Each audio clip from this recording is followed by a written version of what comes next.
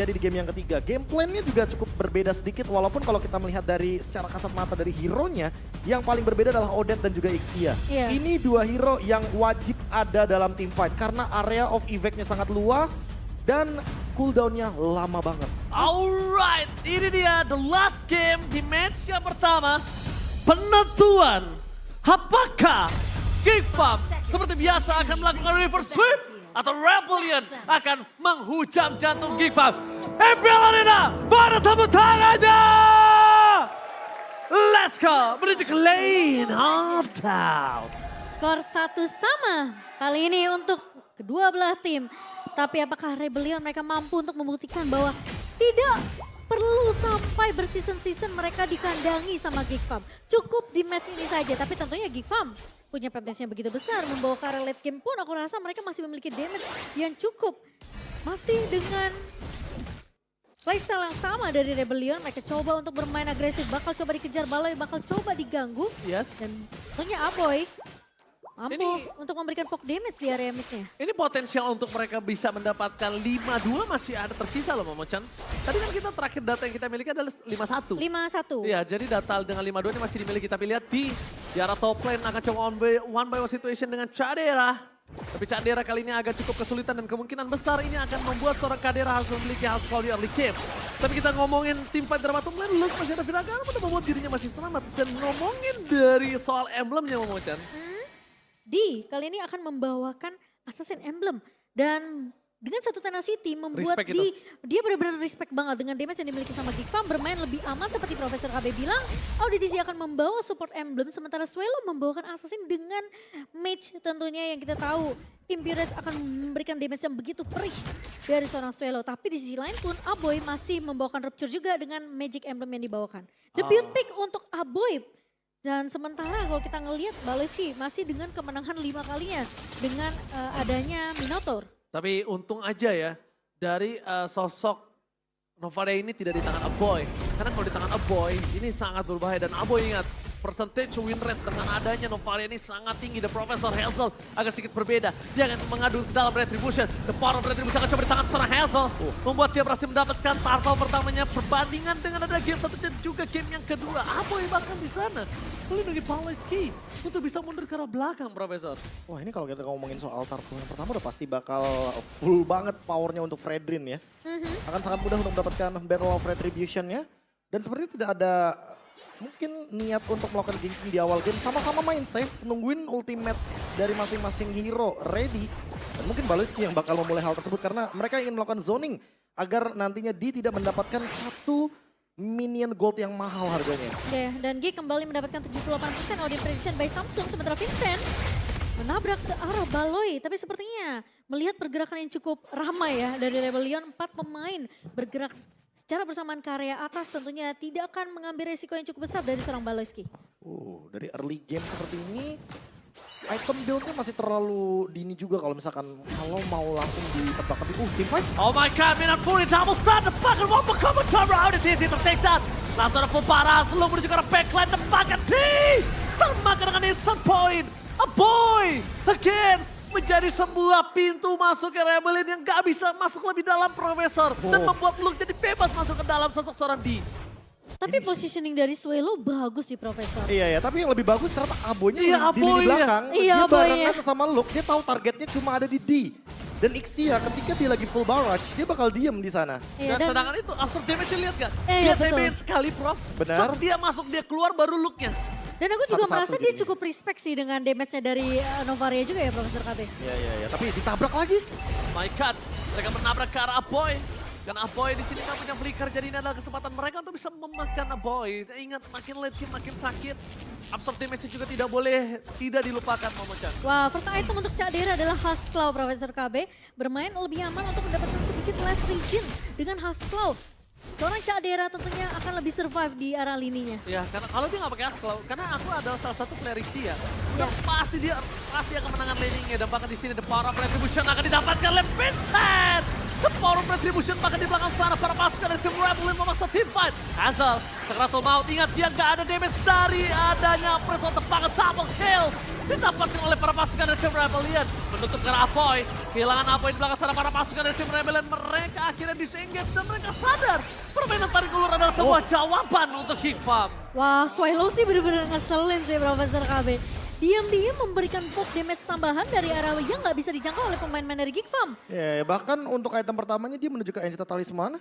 Kayaknya dia bakal Spamming. mainin untuk spamnya aja dan yang paling annoying adalah itu tadi Astral Echo full barrage. Iya. Dimanapun nanti keadaan dari Geek Farm, dia udah pasti bakal kena damage yang lebih jauh lagi secara area of effect karena hitboxnya meningkat 2 kali lipat. Dan itu yang membuat combo dari Novaria Ixia ini akan works untuk menghadapi draft seperti Geek Farm yang tidak bisa langsung ke belakang. Wah, ini butuh bantuan Luke sih untuk bisa ngincer ke arah lini belakangnya, Profesor. Kalau aku lebih setuju misalkan Aboy Aboy sama Luke-nya barengan aja ke belakang Kayak tadi lagi. flanknya, kayak tadi. Kayak tadi Mainnya ya. 3-2, jadi Baloyski sama Cadere yang nahan di depan bareng sama Hazel, duanya ngeflank. Oke.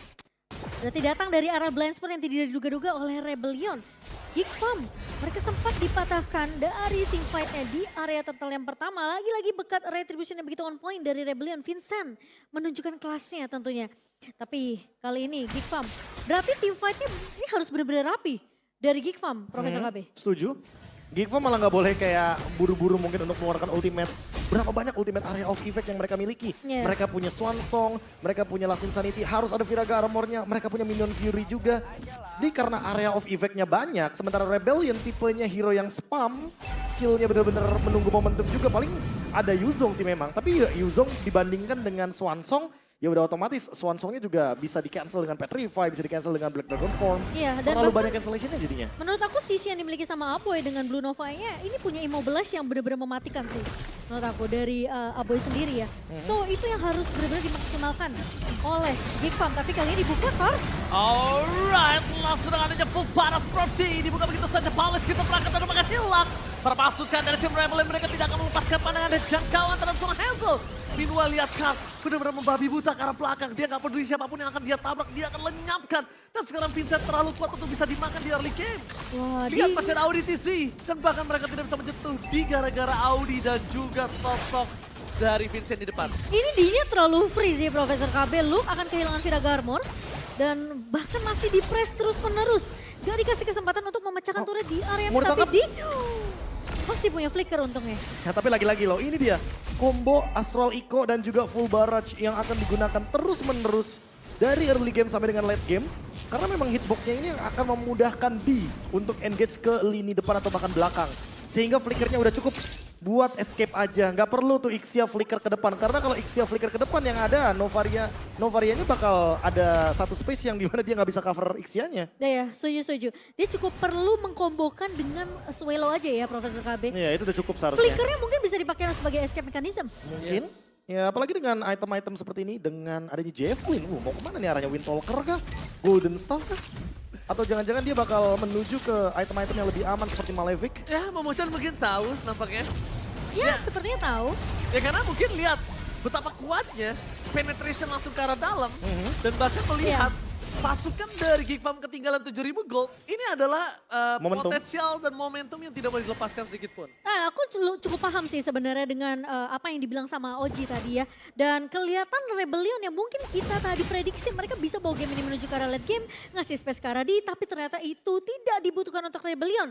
Dengan network yang dipegang sejauh ini Nah. di menit ke-8. Akhirnya Profesor paham juga. Paham kan Profesor KB? Dengan Iya, iya, 6.800 kemenangan gold di tangan dari Rebellion, mereka bisa pegang momentum ini. Ya kalau mau nyekek sekalian untuk Iya, early game yang kayak bener gini. banget. Temponya juga ya udah di menit yang ke-8 udah saatnya Lord Fight. Karena manuvernya juga akan kelihatan, Prof.